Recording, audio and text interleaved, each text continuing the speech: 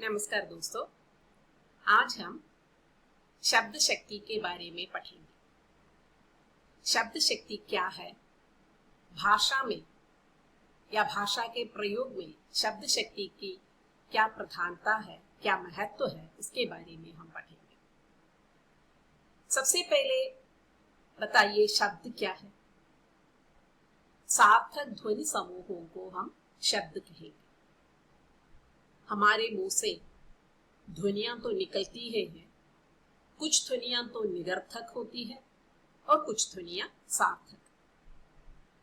जब इस तरह मुंह से निकलने वाली ध्वनि सार्थक होती है तब हम उसे शब्द कहेंगे, यानी कि ध्वनि को जब अर्थ होता है तभी तो वो शब्द है। अब इस शब्द शक्ति में हम पढ़ेंगे कि शब्द को अर्थ देने वाली शक्ति क्या है, वही हम शब्द शक्ति कहेंगे। क्योंकि जो शक्ति ध्वनि को अर्थ देते हैं या शब्द को अर्थ देते हैं वही शब्द शक्ति है। तो शब्द शक्ति मतलब अभी हम कोई शब्द का उच्चारण करते हैं या हम कोई वाक्य जब बताते हैं तो उनमें कई शब्द होते हैं। कई प्रसंगों में, कई संदर्भों में एक ही शब्द के अलग अलग अर्थ होते हैं। तो ये शब्द या इसका अर्थ कैसे हम पहचानेंगे, कैसे हमें पता चलेगा कि अमुक शब्द का अर्थ अमुक है। तो इसके कई कारण हैं। कभी कभी प्रसंगानुसार शब्द का अर्थ बदल जाता है, कभी सान्निध्य या दूसरे शब्दों की निकटता के आधार पर शब्द का अर्थ बदल जाता है। इस तरह कई कारणों से एक ही शब्द के अनेक अर्थ हम देख सकते हैं और इन शब्दों को अर्थ देने वाली शक्ति ही शब्द शक्ति है। तो वो किस तरह है वही देखना है। अब मैं एक उदाहरण बताती हूँ। राम और लक्ष्मण वन जा रहे हैं। सिर्फ इतना कहने से हमें पता चलता है श्री रामचंद्र और उसका भाई जो लक्ष्मण है वो वन जा रहा है। लेकिन वही राम शब्द दूसरे एक प्रसंग में बताते हैं राम और कृष्ण वृंदावन में गाय चराते हैं। वहां राम का मतलब क्या हुआ, जब कृष्ण के साथ मिला है तो वहां बलराम, हम वही इसका अर्थ वही लेते हैं। तो दूसरे शब्दों के सानिध्य से या निकटता के कारण या प्रसंग के कारण राम शब्द का अर्थ यहीं पर बदल जाता है। अब एक और वाक्य देखिए, राम ने सहस्रार्जुन का वध कर दिया। वहां राम कौन हो गया, परशुराम हो गया, है ना। तो इस तरह प्रसंगानुसार या अन्य शब्दों के सामीप्य के कारण शब्द के अर्थ में बदलाव हो जाता है। अब दल शब्द को ले लीजिए। दल के कितने अर्थ हैं। तुलसी दल से पूजा होती है, वो तुलसी का पत्ता हो गया। हमारे देश में कई राजनीतिक दल हैं, तो वहां दल माने क्या हो गया, राजनीतिक पार्टी हो गई। दल दल में फंस जाना, वहां दल का अर्थ हो गया, दल दल का अर्थ क्या हो गया, दो दल पास पास आ गए तो वहां कीचड़। तो इस तरह हम कहते हैं कि एक ही शब्द के अनेक अर्थ है, लेकिन हम प्रसंगानुसार शब्द का अर्थ हम ले लेते हैं। अब इसके लिए इसी तरह शब्द को अर्थ देने वाली शक्ति ही शब्द शक्ति है। अब शब्द शक्ति भी एक नहीं है। शब्द शक्ति के 3 प्रकार है, वो हम देखेंगे। देखिए, शब्द शक्ति के 3 प्रकार है। एक अभिधा, दूसरा है लक्षणा, तीसरा है व्यंजना।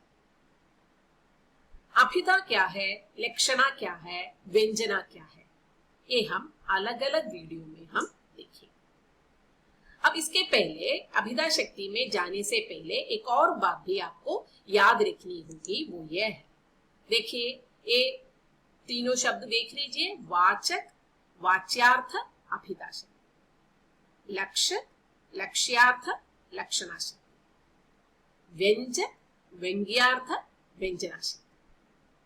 अब ये क्या है, देखिए मैंने कहा अभिधा कहा, सबसे पहली शब्द शक्ति है अभिधा। अभिधा शक्ति द्वारा जो अर्थ हमें प्राप्त होता है वो वाच्यार्थ कहलाता है, उसे मुख्यार्थ भी कहलाता है। और वो मुख्यार्थ देने वाला जो शब्द जो है वो है वाचक, यानी कि अभिधा शक्ति द्वारा प्राप्त अर्थ वाच्यार्थ है, उसे अभिधार्थ कहते हैं, वाच्यार्थ मुख्यार्थ कहते हैं और वाच्यार्थ। और उस वाच्यार्थ देने वाला शब्द है वाचक। उसी तरह लक्षणा शक्ति से प्राप्त अर्थ जो है वो लक्ष्यार्थ है, और वो लक्ष्यार्थ देने वाला शब्द जो है वो लक्षण है। व्यंजना शक्ति द्वारा प्राप्त अर्थ क्या है? व्यंग्यार्थ है, और वो व्यंग्यार्थ देने वाला शब्द है व्यंजन। ये बात आप ध्यान रखिएगा।